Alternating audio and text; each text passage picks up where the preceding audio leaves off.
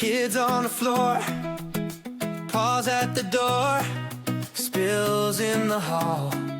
You've seen it all. Welcome to Clean Living with Sam. I am carpet cleaning.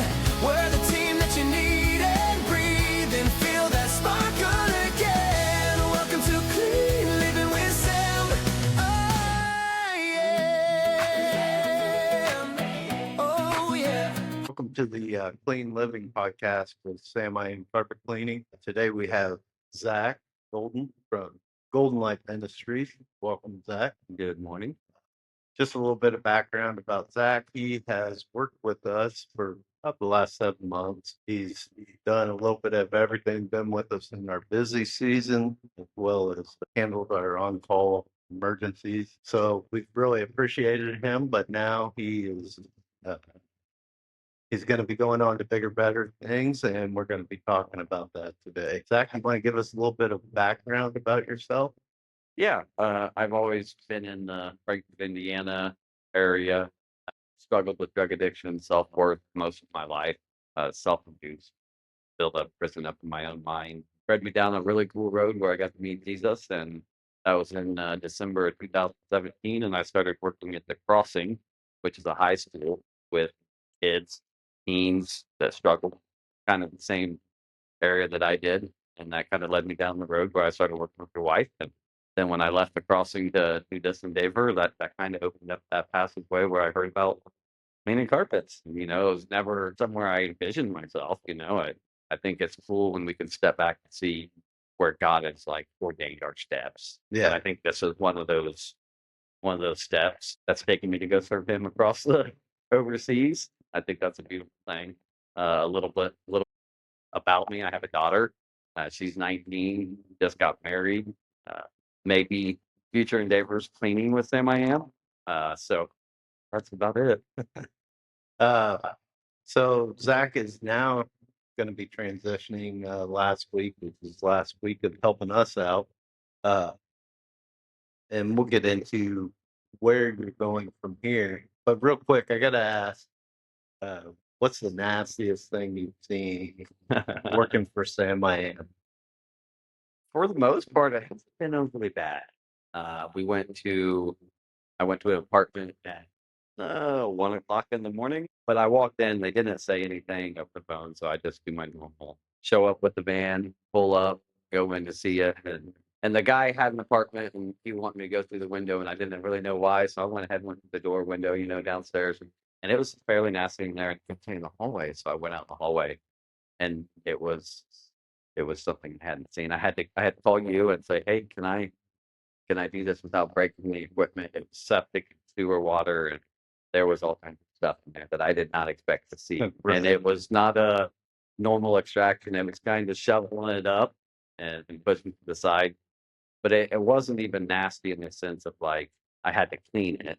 It was nasty in the sense of the people that lived in those buildings couldn't even get to their doors because of it. Yeah. No one's fault. But I think just seeing that made it even extra nastier was like knowing that they had to walk through that and smell that, all that combinations. It made it pretty bad. Yeah, and we had talked about it before, but after seeing that photo, I had the same issue there before, and it was nowhere near as bad as what you had. And after I looked at the photo, my first thought is, no, we're not doing that. But then I think of the residents that have to live there, and if we don't do it, who's going to? What kind of impression are we leaving by saying no? I'm not. Yeah. It doesn't really come down to money at that point. It's just doing the right thing to help the customer. And even though the residents aren't the ones paying the bill, it affects them and their ability to live life. So I was just like, I hate to ask you to do it, but will you do it? And just kind of gave you some tips on what to do and how to clean the equipment afterwards. And when we have something like that, we make sure we clean the equipment out, the hoses, the wand, everything, disinfect, so we don't take any of that with us when we're done. But It's just one of those terrible sides of doing that job. I think that's you never look forward to doing something like that, right? But I think that's also shows what the company is about. I think, you think of Colossians 3:23, and it says, "Whatever you do, work at it with all your heart for the Lord and Right. not for men." And in those instances, it doesn't just come down to the dollar bill, No. and it doesn't come down to the equipment. It comes down to what you put out there and what you get, And I think that if you do that, you could look past the smells or the, nastiness of the floor and see the good in what you're doing. That's what makes it worth it. Whether you're cleaning carpets or rooms or milling, whatever it is, if you feel that goodness out of it, I think that's what makes it so much. Right. And I think that when you're when you want to complain and grumble about the job you're doing, if you remember that you're doing it for the Lord, this is something that, maybe they don't ask, maybe they ask, why in the world would you do something like that? But it gives you an opportunity that may not be there to tell them why we do what Yeah. we do. I mean, in Philippians, it says in Philippians 2:14, I believe it says, "Do everything without complaining or arguing." And if you could not even just clean the carpet, but if you can face that question, ask yourself that in all things that you do, and you can do it without complaining and arguing. Not only are you going to get the job done more peaceful, the people are going to see it. Like, Right. what do you mean you're peaceful? Why are you smiling when you're sucking up food? Like, what is wrong with you? And it's that side of it, Right. when you can see the better good, and that peace and following it. Some people will be like, "What do you mean?" Well, relate it back to the Bible, and that gives life. And I think when you can take verses and you can apply it in every aspect of your life, especially cleaning carpets, Right. you have a more peaceful life. Yeah. And, I learned in the military, uh, and you too had served, there's just certain things you gotta do. And you just, one of those things was adapt and overcome. And that's what we do a lot of times. And also, suck it up and drive on. Suck it up. You sucked it up and Yeah. drive on. That's some things that you just can't teach people. It just kind of has to be inside them that, you know what, no matter what, I'm going to just do the job. I may not like it, Mhm. but complaining and grumbling is not going to make it any better. And I mean, even from my side of things, I committed to the job. I Right. committed to the on-call, and I think so often, even in life, we commit to something, then we see what it is, what it's like. We make excuses to get out of it and relate that back. I gave my word, I'm going to give it, whether it takes 3 hours, 6 hours. We're going to finish the job. Right. We don't get to pick and choose after we give our word. That does. Most people in the world would disagree with that, but I think that that's the quality of life that we choose to live and, Right. and who we represent. I think that was part of my early struggles in my faith walk was, I want to do this. And then I seen what the commitment was. I started counting the Yeah. dots as the Bible says.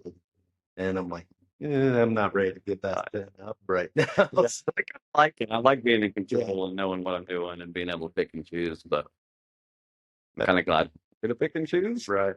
Yeah, it's kind of like prayer. Just give me one more day with the toads, and then you can take them away. It's crazy. When we just sit and talk and the things that pop into my mind, that I'm like, why did I struggle so long? Because there were certain things I didn't want to give up. But I do take my word as something that I honor. And I had told my son this, my oldest son, who's now 30 years old. I told him, I can't leave you a lot of things when I die, but I can leave you a good name. And I hope you carry that on. Yeah. And I think, that's something I'm proud of, not. were you that way before you met Christ? I was to an extent because I grew up knowing of this Jesus. So I always had a moral compass. I wasn't always good at following it, but which always convicted me, which also reminded me of my need in Jesus. So I knew about it, but I didn't always live for him. But I tried to be a good person. Yeah. Thinking I'm a good guy. Not that I thought it was going to get me into heaven, because I grew up listening to the preachers saying, "You do this, you're going. You do that, you're going to hell." Checklist. Yeah, and it to me it just seems so impossible. But, fortunately, years later, I realized I don't have to do it all. And it's not me, but Christ Yeah. that lives in me. So I don't know. I kind of got off on that sidebar there. Well, I think I talked about the word and saying we're going to do it. We do it. That's our integrity, and that shows who we are and why we do what we do. Before that was not a thing. I mean, I might say, "Yeah, I'll do it." Right. Something comes up, like, "Oh, I'm not gonna do that. I'm gonna change my plans." I think once I met Christ, that worked in Christ is a new creation. You'll be gone from this game. That was something that was so pathetic of a character trait for me to possess that when I got saved, that's why I like that word and the commitment and the integrity, like your yes, yes, no, no. Yeah. And I think that's grown a lot, as I've grown in Christ. I think that's why we are able to do what we're able to do, and I think that shows with the company that you run. I think that shows those that follow Christ that our word is who we represent. Right. Right. You talked about the culture here at Sam I Am. Remind me of a question that Sammy asked me the other day on my way home from picking him up at school and driving home. Sammy said, "Dad, does somebody have to be a Christian to work at Sam I Am?" I'm like, no, that would be illegal, first of all. Second of all, we don't hire just because you believe. If anybody's a good worker, we're gonna take them. You know, they may be uncomfortable being around us who don't act the same way that they do or talk the same way, but yeah, it's easier. It's like that old what is it, the old Matthew McConaughey. Yeah. It sure be cool if you did. Well, it's a cleaner way of living. Right. It's not always the most comfortable way, but people are uncomfortable around some Christians, and probably right. So, but for the most part, we're not out doing anything wrong. We're talking full, like we're cleanly talking. We're not cutting down people. We're not looking at people and judging them for how they look or how they live or anything like that. So yeah, they may not be a Christian, but I think that's what's wrong with living the way we live. Right. Nothing changes. And I think people get uncomfortable because they can feel how they should live. Right. Yeah, and their own addiction comes out sometimes hostile towards the other people. But it is what it is, and we're not going out for preaching the gospel every day. We're not beating the people over the head with the Bible, but we try to live as our faith dictates. Yeah. We try to be different, not intentionally. It's just our lifestyle. I don't drink anymore. I don't smoke anymore. So I don't have those things in common with people who do. I used to, and thank God I don't. But I've always told the guys we don't have to go out preaching the gospel. We don't have to, be every time they say a swear word, somebody that we're working with, we don't have to make an issue out of it. We just don't do that. Yeah. And I myself would feel bad if I saying I'm a Christian and out there, acting like they do. Yeah. So we have to be a little bit different, but we still have great relationships with every place we work at. Uh, and I think it's pretty cool. We've seen some people start coming to church. There's a guy in particular. Hopefully, sometime I'll have him on and talk to him. Because he's worked with us as carpet clean. Now he's a brother in Christ, and it's just not something I predicted. I wouldn't have guessed it, knowing where he was and where he is now. But I think just being faithful, doing what we're supposed to do, and just living the best clean life that we can. I think that's what we're called to do, and I think that's what makes it attractive. If it's not attractive, why would somebody want Right. going around cussing and yelling and being disgruntled and complaining and being negative Nancy everywhere you go? It doesn't put that off. So it's like we can look at it as just clean carpets, but it's also an open door to someone's life that was never meant to be. That Jesus said, "Hey, I'm going to use you to make an impact," and we can be an impact to clean the carpet. We can be an impact to helping clean a pool. We can be an impact to brighten somebody's day. We don't get to choose that. And I think that's why we're called to live that way, and we can look at it as just a carpet. We can look at it on a grand scale, maybe on the people that that person talked to that day. And maybe we went through something in life that we never wanted to go through, and this person's going through it. Now we're opening the door to walk in and clean the carpet, but we're probably not just there to clean the carpet. Right. And I think when you have people that you come in interactions with in your day to day and do your job, and they see something in you that they want, and they start going to church, that's amazing. Yeah. And that takes it to another level. I think that's those cool interactions. When I went into one apartment, and it was a really older gentleman, and he was like a world renowned pianist, and he had like all these awards. And like, it was just really cool to sit down, and he was so happy to get to talk about the one thing in his life that gave him joy. And he was a Christian, but like he had a book, and he had all these. He was just eager to show somebody. Right. And you think about that. Think about the elderly in this world, and they don't get any visitors, and you don't think much of it because you're going to clean a carpet, and then you spend 30 minutes talking to a guy, Yep. and you probably made his entire day. And I think that's really cool opportunities to have. Right. Yeah, I definitely agree. And uh, sometimes it's hard dealing with the public, but that's also sometimes where you get your greatest joy is the interactions you have with the customer and them kind of sharing their world with you. Yeah. Uh, so, yeah, we kind of got off on a little Bible study for preaching the gospel, but so yeah, you have been a great help at Sam I Am, and now you're going to be transitioning to uh, Golden Light Ministries, and you're going to Ecuador to help spread the gospel down there. Uh, Tell us a little bit about that. Well, 5 mornings. 5 mornings I wake up and I get on a plane by myself and fly to another country. And I think the uncertainty, the not knowing where we go in life, and cleaning carpets to moving to another country, like how can that relate?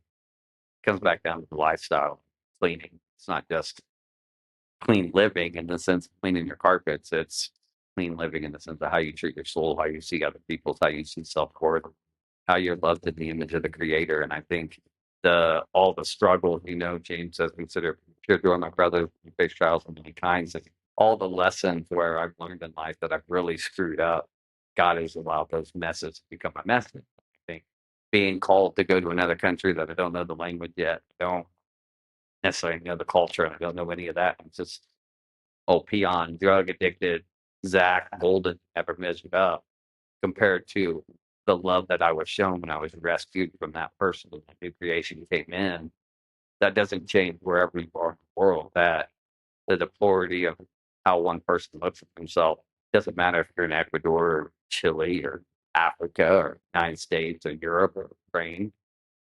People deserve to be loved. Right. And we're blessed in America. We have Christian churches on every other block in every other town. We have 33,000 denominations. How to look at one book.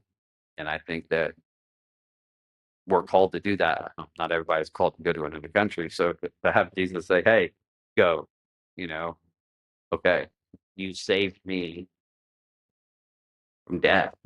And why wouldn't I go and share that love? I think that's power in that. You don't need to express words to show somebody that they're a human, that life is valuable, and that you are not worse than what you think you are. And I think being able to take that love and expel it out is what takes me back. Right. It's not the fun, it's not the joy of getting to go see one of the most beautiful countries there are. It's being able to reach a brokenness to help people in brokenness. And I think that's even back to the cleaning, it's more than just taking dirt off the carpet. And then when you look at your life that way, I think that's what brings me to where I'm at with Golden Light Ministries. Drug addict tried killing himself, no purpose, to CEO of a nonprofit, even if it's a small, tiny, just started. Right. That does not happen for me, but by the grace of God. Yeah. Fun. Reminds me of, I think you and I were talking the other day about, how it talks about, I think it's in James, where he's talking about you can have faith, but you also have to have work. And not that works will save you, but it works as a result of your faith, and it talked about Abraham, if he wouldn't have been willing to sacrifice Isaac, then his faith wouldn't have meant much. Yeah. So to see that play out, and when that all started, the Golden Light Ministries, which is goldenlightministries.org, check them out on Facebook or the webpage or whatever modes. Right now we only have Facebook and a website. When that first started out, it was just a hope Mm-hmm. drive that you felt God led you to do missionary work. And then it became an organization. And then we started receiving funds and to where your first 4 months are funded and then you've got money for ministry, you got money for the travel, you've got and it's all from people donating. And to me that's just it's amazing to see it work. And even down to the dollar amount. Yeah. We'll always need more money to continue the mission. But what we needed for the first 4 months was covered. Yeah. By the grace of God, Yeah. I don't, by His grace, I was able to become principal in school. I was able to make some pretty cool impacts, but financially, it's never been something that a drug addict. Yeah, I wasn't. I was comfortable with it, and to look back in the last month to see that by His grace, we're funded to go to another country to make an impact. To be able to go buy kids in the third world country that's never left the village some tacos or some pizza, show them that they're loved, and work out with them, and share the Bible with them. Like, yeah, Yeah. Yeah. So a couple of things you'll be doing over there. You're wanting to start a Fit for Jesus yeah. movement for the youth Well, I think or for everybody. for everybody, but I think when you can get time alone and you can get joy and you can just have some fun with it, but also take care of the body that God gave you, I think that helps you out long term. And up 6 months ago, I was asked to start working out. I've been in the Marine Corps, I've done everything, but the benefits I've had in the last 6 months of working out, just being around people and having good conversations in the morning, set my day off, and working out can help with your stress and it can open up so many avenues, and especially in a country that the quality of life is not that good, to get them up and moving and instilling hope, building relationship. I think working out is a beautiful way of life. And I'm not talking about getting barbells out and lifting 225 pounds with them, but hopscotch in the sidewalk, or I don't have sidewalks in the street, jump roping and just having fun. Like that gets them up and moving. Right. And I think that gets them around other people. And when they start talking, start having joy, no matter where you're at. If you have people around you and your atmosphere is good and you're happy, your quality of life improves. So Right. Fit for Jesus is just it's a little way that He's kind of showed me in the last few years, like support it. Right. It does matter to take care of your body. Wasn't very good at that for most of my life. So if I can offer a helping hand, I think that's a major thing. But something else, the biggest thing is to give a child a hand up in a generation where they're already having their legs cut out from under them just from Right. being born, but you can't even drink water. I think the best thing that I have is also the least prepared that I'm in is the language barrier.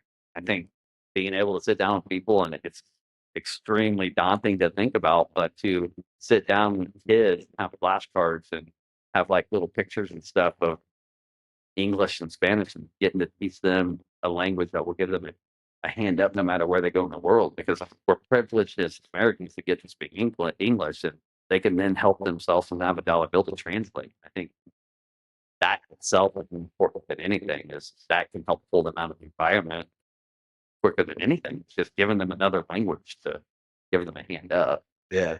I could see where that would be beneficial. One of the other things you're hoping to do is a trip for some of the seniors. Yeah, imagine wherever you're at, and I would say United States, but let's even go bigger. You're listening to this, and wherever you're at in the world, imagine never leaving the confines of that area.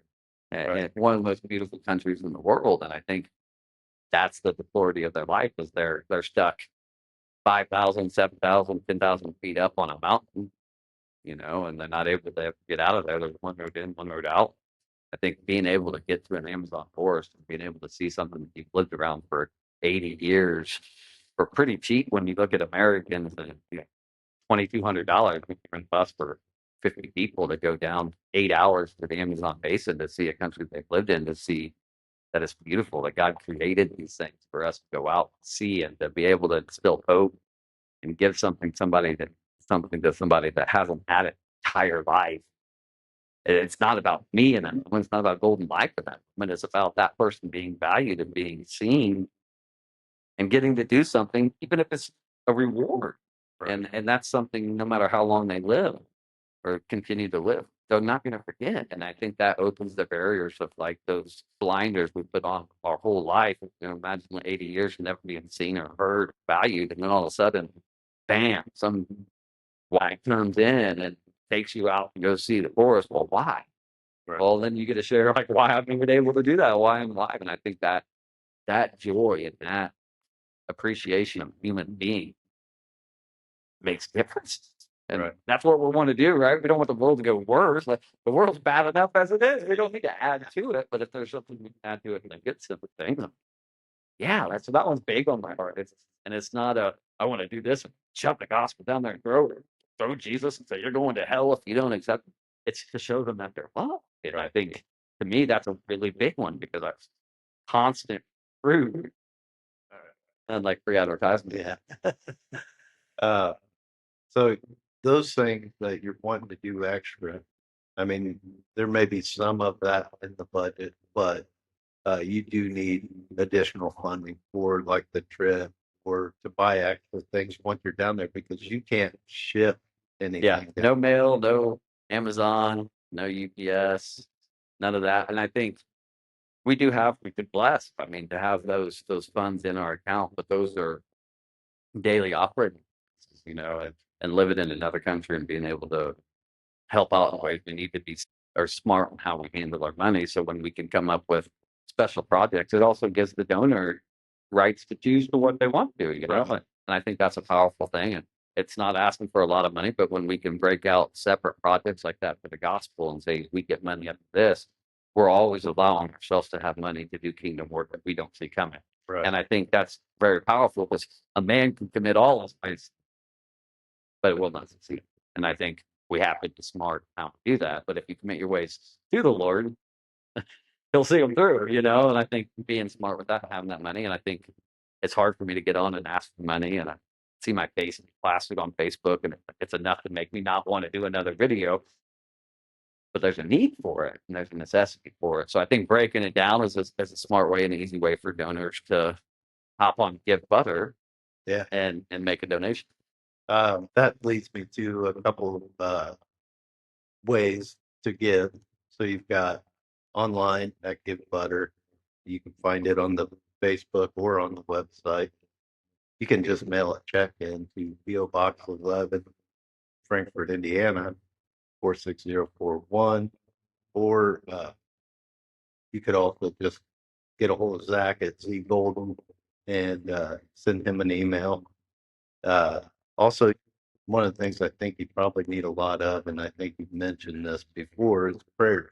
So if you're a believer out there, and if you could just have Zach on your prayer list, for the people to have open hearts and minds, that's one of the most important things. They've got to be receptive to this.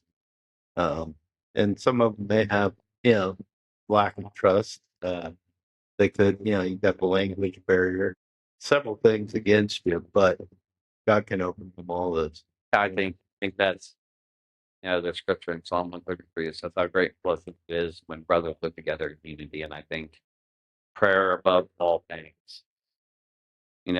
Not everybody's called or gifted to mission. And I think those are spiritual gifts. But as soon as we accept Christ our Savior, we have immediate access to grace. And I think it's really easy for me to pray for myself. That doesn't mean to cover my face, because we all have pride and ego, and we all have an expectation. So when we can take all those prayers, we can pile them up, and they're all going to one court kingdom work. That gives me peace, and that kind of support is paramount. I know I can't do it, and I know we can't do it on our own. Golden Light Ministries, between the 6 of us, that's hard. But when you include the family of God, we can all grow together as him as one head, differences are made. Right. You know? Right. And we're not, you're not all knowing, you're not all powerful. Praise the Lord, I'm not. So that's where the community really comes in. Yeah, it's. I mean, I don't expect to give a dollar bill. That's not the whole point of it. But I think we're in a side of the world where it's really hard for some to give money, and you may think like I can't do anything, and oh yeah, I can pray, and when you start praying for someone else, maybe you struggle praying for yourself. And I think even in that regard, when you can join together and pray for someone else's cause to do kingdom work, you reap some benefits in that too, Right. you know. And I think that's a beautiful thing. So uncomfortable to ask for help. Right. Well, and sometimes we got to get out of our own way. This for me is like doing some kind of report. Yeah. But I feel like one, people need to know who we are if they're inviting us into their home to clean carpet. I do want to share our beliefs. And three, just good to have clean living. Whether it's your home, Yeah. your heart, whatever it is, we need that. I can tell from personal experience, not having those things, it doesn't bring much peace. Yeah. But I found peace since doing all of these things. We've got great people in this community, and we've got great stories of recovery over addiction. One of the other things we could use as an organization is partners, whether it be small businesses who may feel like they're called to give, bigger businesses, anybody. If they want to help sponsor this organization, we will be more than happy to put their logo on the website, mention them in newsletter. It's twofold. You get to help someone, not only maybe just help them here by seeing that you're a company that likes to support local causes, even if it's across the ocean, as well as you get to be on the advertising for the I mission. think, as a business, small business partner, getting that advertising on there, that's always good. But also being able to help in situations where you would have never been able to envision yourself Right. helping. I think, it's community and it's global, but for the overall scheme of things, it is helping worldwide to help poverty. It is Christ based. I want clean living to go all the way down to the depth of your soul. But even if you find yourself not as a Christian, you can still help. You can Right. still help the world. And I think that's like a touchy topic to get into. But business partners are so much of a value because it can help both ways. Yeah. Well, and if you help your local community, which eventually maybe, if God willing, Golden Light will have an impact in Clinton County. Long term, that I would love as an organization to open a faith-based recovery. Yeah. That's free. I think money, just like for us to go down to Ecuador, money is a critical asset. I think within the community of Clinton County and the surrounding communities, we could really benefit from something that's free. Right. And in the long run, that's going to take business partners. Right. Yeah. Whether you're a believer or not, I don't know how you wouldn't want somebody to get off of addiction. Yeah. Whether it be drugs or alcohol or whatever it is, it only benefits your society. We were all created for purpose, no matter what you think that is. No one was created to hate themselves. No one was created to be addicted, to go to suicidal and ideations. No one was created for that. And I think it doesn't take Christ to look at somebody and say, oh, they have value. I mean, we're all human beings, and I'm pretty sure last time I checked, we should all value ourselves, to be able to get somebody a helping hand out of addiction. Almost heartless to do that. Right. Yeah. Little bias on that. I'm quite a recovered drug addict, so you can judge me if you would like. To me, it only makes sense whether you believe or don't believe. Just like Sammy asking me if you had to be a Christian. No, you don't have to be.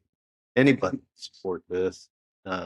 Hopefully, they could see some value in helping people in another country who do not have the same opportunities we have.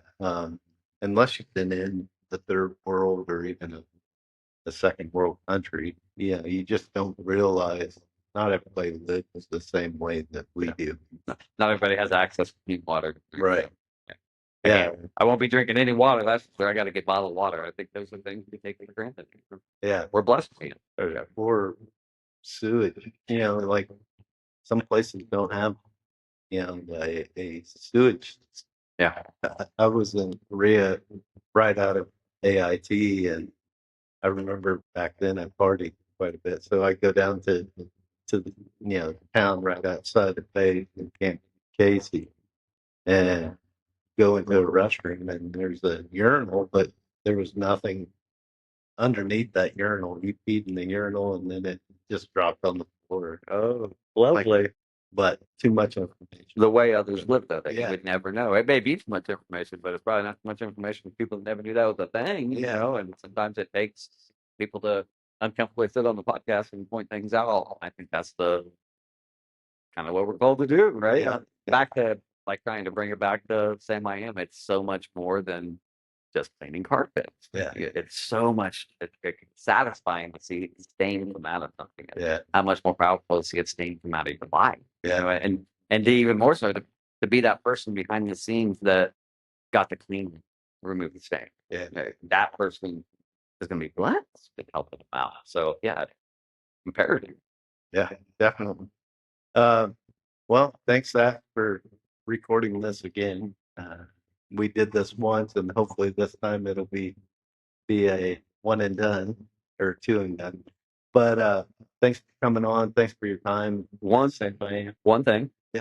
I'd like to give a cleaning. Yeah. Okay. I was never much of a cleaner. I mean, I'm not a dirty person. Don't get me wrong. I clean my house.